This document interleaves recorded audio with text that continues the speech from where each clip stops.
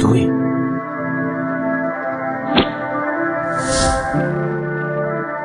ওই দিনের মায়ের তোকে ভুলে গেছিস না? তুই আমার জীবন থেকে আমার মানজিল ছিনে নিছিস। আজকে আমি তোর জীবন ছিনানি।